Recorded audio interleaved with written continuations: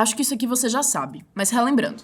A residência médica é uma modalidade de ensino de pós-graduação destinada a médicos sob a forma de curso de especialização. Ela funciona em instituições de saúde como hospitais-escola e os residentes realizam atividades profissionais remuneradas sob a orientação de médicos especialistas.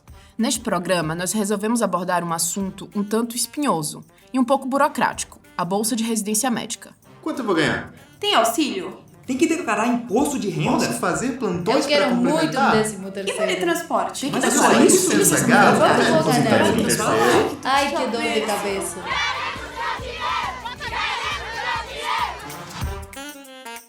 Conversar sobre dinheiro é sempre meio invasivo, né? Mas a gente quer tratar isso de forma super transparente. E claro, para você, futuro residente, não ter nenhuma dúvida quando entrar na residência. E até para você poder se planejar melhor financeiramente. Isso é super importante. Eu sou Vinícius Casimiro. E eu sou a Vitória Greve. E esse é o Sanarcast. Já ouviram isso? Que na medicina e no amor, ni jamais ni toujours? Você não pode falar de reflexo pupilar, rapaz. Nem sempre, nem nunca. Credo, anemia. Vamos pedir anulação de prova, é isso aí.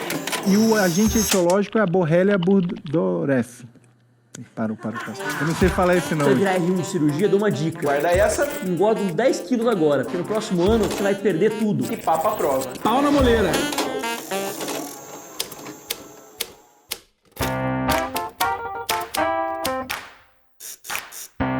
A residência médica é um programa de pós-graduação gerenciado pelo Ministério da Educação, o MEC, mas o seu regimento é determinado pela Comissão Nacional de Residência Médica. Essa comissão foi instituída em 1977.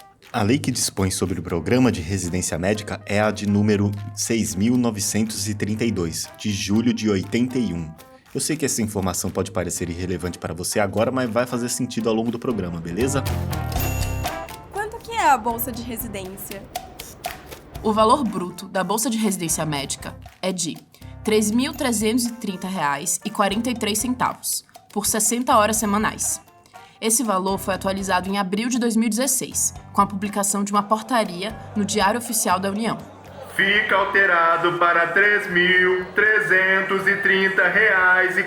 3.330,43 o valor da bolsa assegurada aos profissionais de saúde residentes em regime especial de treinamento em serviço de 60 horas semanais.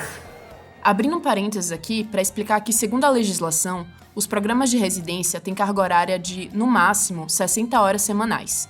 Isso inclui 24 horas de plantão, descanso obrigatório de 6 horas após o plantão noturno de 12 horas e ao menos um dia de folga semanal e 30 dias de férias por ano. E quem paga a bolsa de residência? O MEC ou a Comissão Nacional? O Ministério da Educação é o responsável por pagar a bolsa de residência. Na grande maioria das vezes, o valor é único, ou seja, o mesmo para todas as instituições e especialidades. Mas sempre consulte o valor da bolsa no site oficial da universidade ou do hospital. É que existem programas em que os residentes ganham um pouco mais do que a bolsa prevista, isso como uma forma de incentivo. Esse é o caso, por exemplo, da residência de medicina de família e comunidade em algumas instituições. Não é comum, mas essas exceções existem. É um salário ou uma bolsa? A remuneração durante a residência médica não é um salário, e sim uma bolsa de auxílio. Portanto, não existe qualquer vínculo empregatício com o hospital. Funciona como uma bolsa de estudos ou uma bolsa de pós-graduação, tipo mestrado ou doutorado. No entanto, o médico residente ele é afiliado ao Regime Geral de Previdência Social, como contribuinte individual. Vou te explicar um pouco melhor, porque essa é a mesma categoria dos profissionais liberais, empresários e autônomos. Então, os residentes são contribuintes obrigatórios da Previdência Social, através do INSS.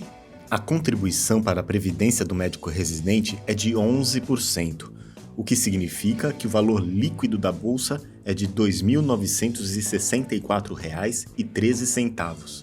Entretanto, esse percentual sobe para 20% sempre que a instituição for uma entidade beneficente de assistência social. E é mais por esse motivo que o valor da bolsa pode variar um pouco entre as instituições. Então, como eu contribuo com o INSS, eu tenho direito a alguns benefícios, né? Sim, você tem. Vamos lá. O residente médico tem direito à licença maternidade ou paternidade, A licença maternidade é de 120 dias e pode ser prorrogada em até 60 dias. A licença paternidade, por sua vez, é de 5 dias. Esse assunto tem mais vários detalhes, então a gente aconselha a leitura do texto É Possível Ter Filhos na Residência Médica no nosso blog, que é o sanarmed.com. Você também tem direito à licença para tratamento de saúde, mas o tempo de afastamento sempre deverá ser reposto. Tem direito também a 30 dias de férias por ano. Contudo, os 30 dias devem ser tirados de uma só vez. Eles não podem ser fracionados. Terá direito à licença nojo e à licença gala. A licença nojo é no caso de falecimento de familiares. Nesse caso, a licença é de 8 dias consecutivos a partir da data de óbito. E só a título de curiosidade, o termo licença nojo tem origem portuguesa e significa estar de luto, pois na linguagem lusitana, nojo quer dizer pesar, tristeza, desgosto ou mágoa profunda. A licença gala é quando você se casa. Nesse caso, o médico residente também terá o direito à licença de 8 dias consecutivos a partir da data de núpcias. E agora vamos à notícia ruim. Dada a inexistência de vínculo empregatício do residente com a instituição, não existe o direito ao benefício de 13º salário. Existe auxílio moradia, alimentação ou transporte na residência médica? Algumas instituições oferecem auxílio moradia para residentes de baixa renda, mas ele não é previsto na Bolsa. O Hospital das Clínicas da Faculdade de Medicina da USP, por exemplo, disponibiliza um prédio como moradia para os residentes, por meio de um estudo socioeconômico. Quanto à alimentação e ao transporte, está previsto em lei que a instituição responsável pela residência deverá oferecer alimentação e condições adequadas para repouso e higiene pessoal durante os plantões. Ou seja, você terá acesso ao refeitório da instituição durante o período da residência, mas não existe uma obrigação de te dar um auxílio alimentação e dinheiro. Às vezes isso acontece a depender do local. De novo, é uma exceção, mas pode acontecer. Isso vale também para o auxílio transporte. Não é obrigatório, mas algumas instituições oferecem. A residência médica é de dedicação exclusiva? Lembram que eu falei lá no começo do programa sobre a lei de 1981, a que rege a residência médica? No artigo número 1 tem escrito que a residência médica constitui modalidade de ensino de pós-graduação destinada a médicos sob a forma de curso de especialização, caracterizada por treinamento em serviço, funcionando sob a responsabilidade de instituições de saúde, universitárias ou não, sob a orientação de profissionais médicos de elevada qualificação ética e profissional. Não há nenhuma menção de que a residência médica é de dedicação exclusiva. Se ela não é de dedicação exclusiva, é possível complementar a Bolsa Residência com plantões? Bom, apesar da residência não ser de dedicação exclusiva, a Comissão Nacional de Residência Médica proíbe o plantão de sobreaviso para médicos residentes. O plantão presidencial do médico residente, sob supervisão do preceptor capacitado, é a única modalidade de plantão reconhecida pela Comissão Nacional de Residência Médica. Consideram-se irregulares, no âmbito do programa de residência médica, outras modalidades de plantão, incluindo os de sobreaviso à distância, acompanhados ou não por preceptores. Isso que você acabou de escutar é a resolução número 4 de 2010, e ela ainda está vigente. Se quiser conferir, é só entrar no portal do MEC. E sim, a gente também ficou em dúvida. Ué, pode ou não pode fazer plantões fora do âmbito da residência? Se na lei diz que pode, e na resolução da Comissão Nacional diz que não pode, o que é que o residente faz? A verdade é que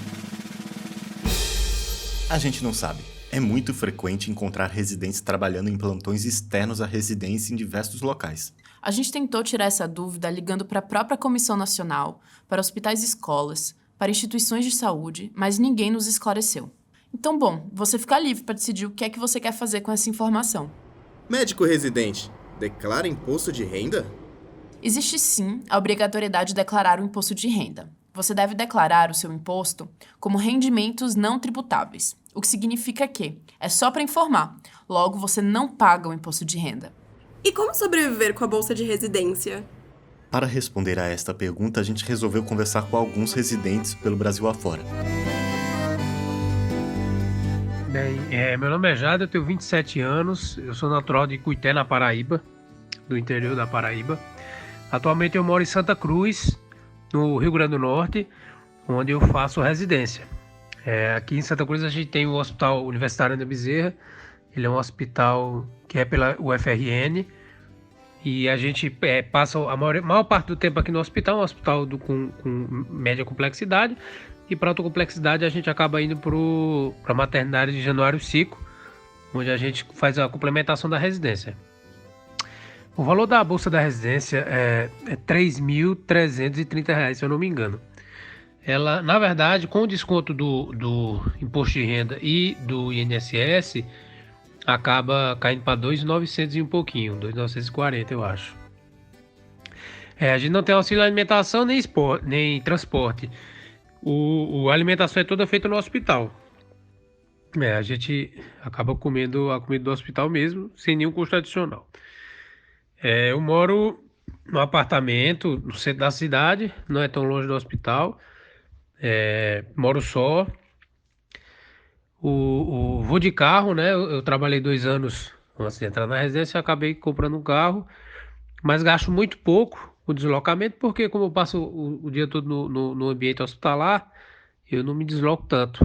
E a cidade também não é grande, então mesmo quando eu me desloco, não tem trânsito, é bem tranquilo aqui. O apartamento que eu moro, o custo de vida aqui é bem baixo, é R$ 550, tem água e internet incluso já. Já fui para Natal, passei uma temporada lá é um pouco mais caro, o aluguel lá gira em torno de R$ 800, só com água incluso. Eu trabalho por fora, sim, eu sou concursado como plantonista, 24 horas semanais. Realmente é pesado, principalmente no R1, conciliar com a residência, mas a gente dá um jeito, né? O custo de vida aqui em Santa Cruz é muito tranquilo, é bem tranquilo mesmo. Natal eu passei 2 meses lá em um módulo no Instituto de Neurociências, ali próximo a Macaíba, que na verdade eu fiquei em Natal. E lá realmente o custo é um pouco mais elevado, questão de distanciamento, de trânsito. O próprio apartamento era R$ 800, eu hoje pago 550 com água e internet, lá era R$ 800 só com água. E fora restaurante, a alimentação lá era realmente mais cara, aqui é muito mais tranquilo. Mas eu acho que a bolsa da residência, ela para um padrão de vida tranquilo, ela pode até ser suficiente, assim, se você não tiver se você só se sustentar, não for casado, não tiver filho, eu acho que ela não for casado, não tiver ser suficiente. Na verdade, eu não ganho só ela. Com esses meus plantões eu tiro em torno de 6 mil. Então, eu acabo tirando quase 10 mil, né? 8 mil e pouquinho. Às vezes varia mais, às vezes varia menos. Então, assim, eu consigo ter uma vida boa, eu tenho outras responsabilidades também, então eu acabo que trabalho para cumprir com elas, né? Mas, se assim, tendo um carrinho popular, uma coisa... se você não tiver muitos gastos, não gostar de coisas muito caras, né? Depende do estilo de vida de cada um. Mas eu acho que acaba que talvez seja necessário realmente complementar. O médico não consegue ficar sem trabalhar, assim, como clínico, podia ser melhor, né? Sempre pode, é muito trabalho, a gente R1 principalmente acaba carregando o hospital nas costas, é uma exploração bem intensa mesmo. Acho que podia pagar até um pouquinho mais, mas dá pra ir levando a vida.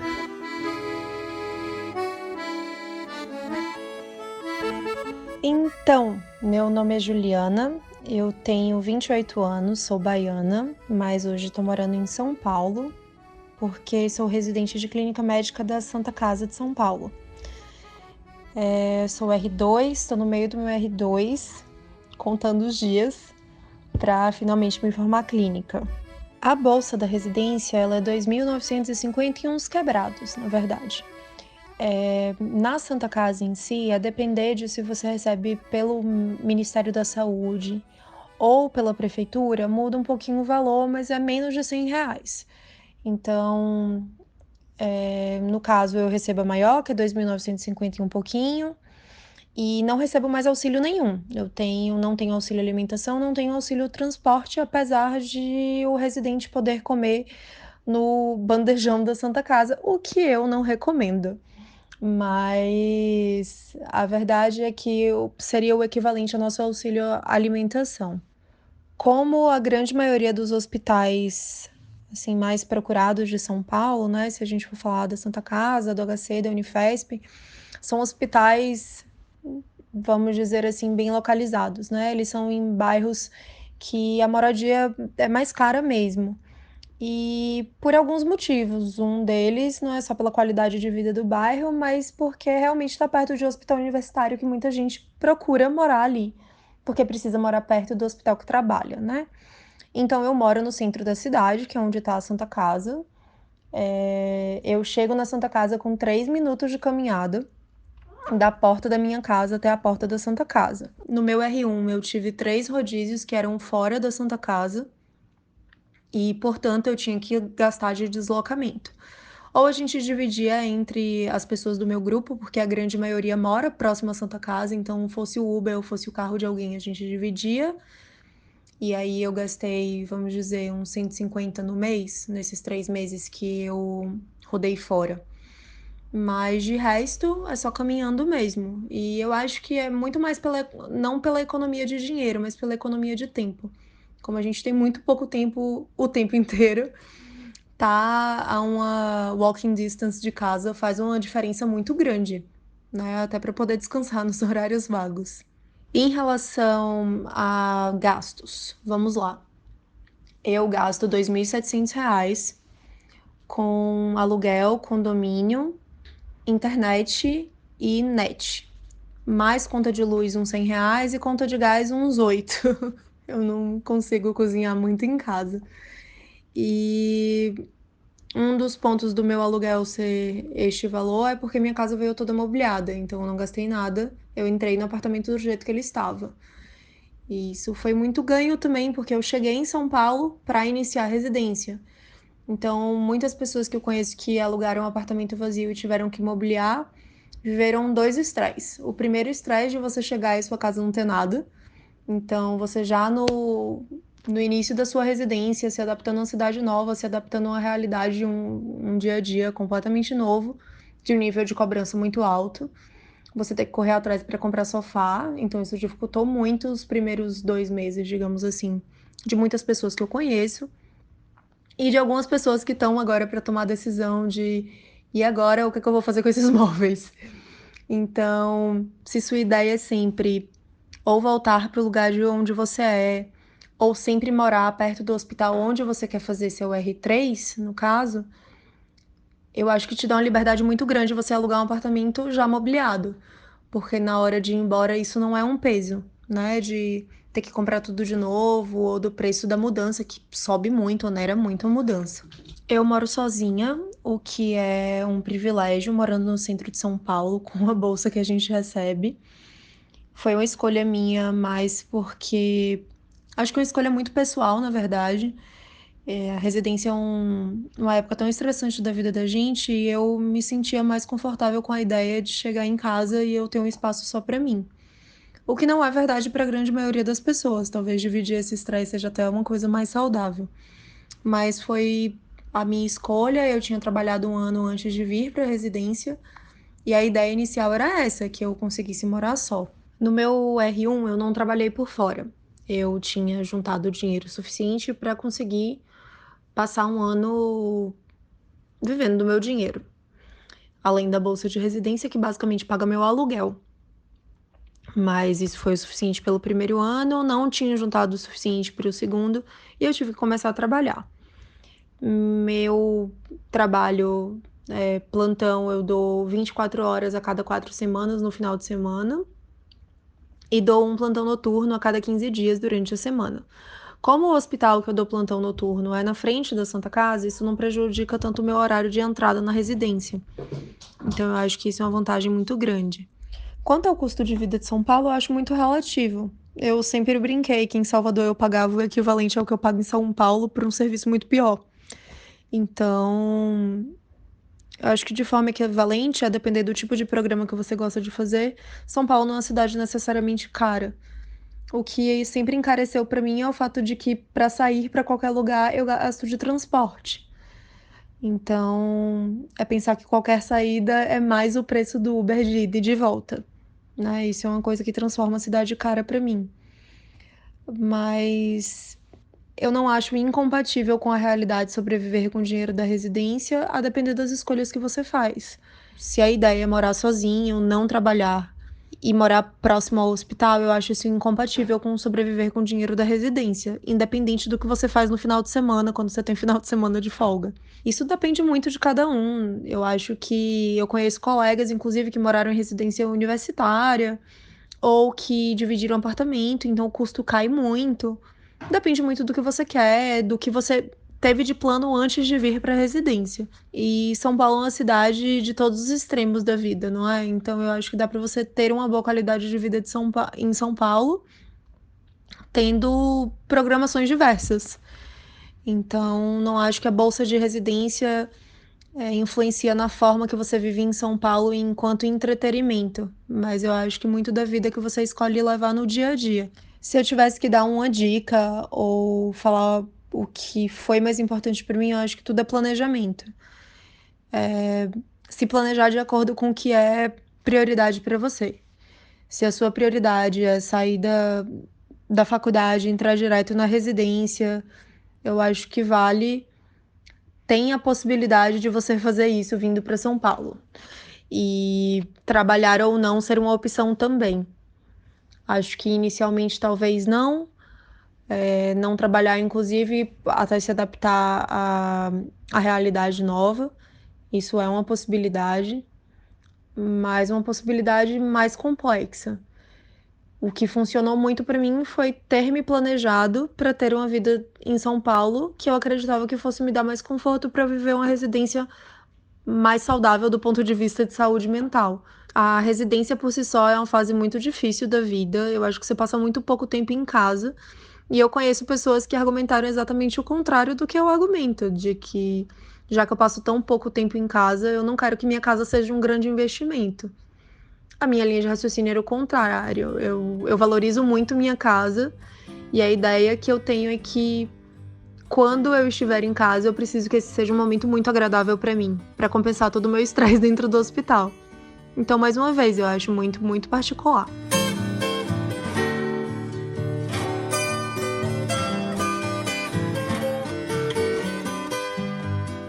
Meu nome é Eduardo Gaia, tenho 31 anos, sou do Amapá, moro atualmente no Rio de Janeiro e onde eu fiz residência em Medicina de Família e Comunidade no período de 2015 a 2017, pela Secretaria Municipal de Saúde. Nessa época, a bolsa de residência ofertada pela Secretaria Municipal contemplava a bolsa do MEC, o valor do MEC, com uma complementação paga pela Secretaria que, conjuntamente com a bolsa, totalizava em torno de R$10 mil. Esse valor, esse auxílio complementar, ele serviria justamente para que captasse o maior número possível de residentes para o programa e fixasse o residente naquele programa. Por quê? Para que ele não precisasse trabalhar fora, para que ele não tivesse que dar plantões para complementar a renda, para que ele pudesse pagar o aluguel sem qualquer tipo de problema e não tivesse problema com transporte também. Não tinha qualquer outro tipo de complementação como auxílio transporte ou alimentação, porque o valor em si, ele já, em teoria, já era para cobrir justamente esses gastos, para que o residente não tivesse que ter outro vínculo fora e pudesse se dedicar exclusivamente ao programa de residência. Na época da residência, eu tinha optado por morar próximo à clínica da família onde eu executava minhas ações como residente, então eu morava em Botafogo, na zona sul do Rio de Janeiro. Minha clínica da família era a unidade de Santa Marta, morava com minha ex-esposa e minha filha. Não usava transporte público para ir para o trabalho, porque eu preferia caminhar até o trabalho, dava em torno de 10 minutos de caminhada do apartamento até lá. E não usava na verdade, usava transporte público, no caso metrô, para me deslocar para as atividades teóricas do programa que aconteciam no centro, na Cinelândia. Naquele período, eu gastava aproximadamente R$3.500 com as despesas básicas de habitação, né? Condomínio, aluguel, energia, água, gás, internet, tudo isso que era necessário para manutenção do apartamento. Era um valor que naquela época, que estava entre o período de Copa do Mundo e Olimpíadas, era um valor considerável até razoável para manutenção na Zona Sul. Nessa época também eu não trabalhava por fora, não fazia nenhum tipo de plantão, justamente porque eu buscava me dedicar inteiramente ao programa. Chegava em casa, procurava apenas estudar. Acho que o valor da bolsa me permitia fazer isso, porque ela me dava uma segurança de não precisar ter que trabalhar fora. Embora no âmbito da medicina de família trabalhar dando plantão talvez fosse até algo desejável para complementar o conhecimento, né, que a gente adquire como médico. Nessa época também não recebia auxílio de pai ou familiar, porque, enfim, o valor da bolsa era mais do que suficiente para cobrir os gastos. Bem, o custo de vida no Rio de Janeiro ele é sabidamente elevado, em especial se você decide morar na Zona Sul. Acho que, em termos de comparação com qualquer outra cidade do país, com exceção de Brasília e São Paulo, seja o custo de vida mais caro, né? Antes de vir para o Rio, morei no Amapá e no Pará, e o custo de vida não era assim tão alto, embora no Pará ele fosse relativamente alto. Mas nada que se compare a você ter que morar na Zona Sul, no Rio de Janeiro. É um valor alto, porque, enfim, boa parte do Rio acontece aqui. É uma área extremamente turística, bem servida de serviços, do que você possa imaginar. Quem decide morar na Zona Sul, geralmente dentro do seu bairro, do seu quarteirão, você consegue resolver tudo a pé, em termos de alimentação, serviços bancários, qualquer outro tipo de serviço. Chega a ser muito cômodo. A rede de transporte público é melhor do que no restante do município. E, enfim, acaba sendo o ônus de você decidir morar bem numa cidade como o Rio de Janeiro.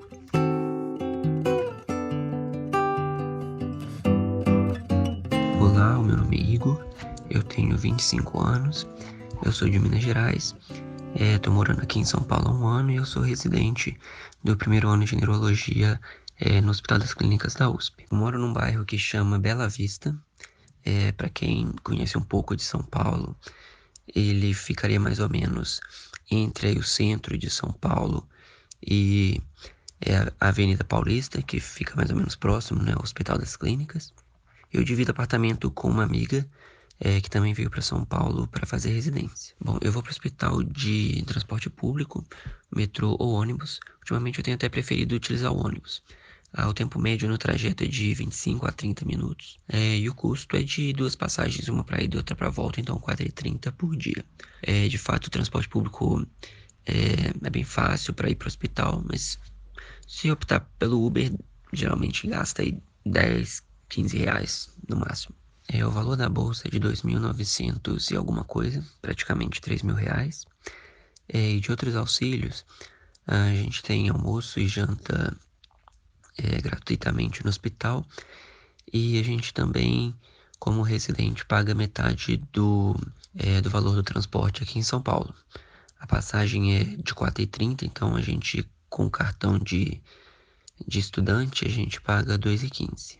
Eu não tenho trabalhado muito por fora, a residência já consome bastante parte do nosso tempo e também não tem sido necessário, mas assim, para quem quer e precisa, é possível sim. Também não recebo nenhum auxílio dos meus pais, nem de nenhum familiar.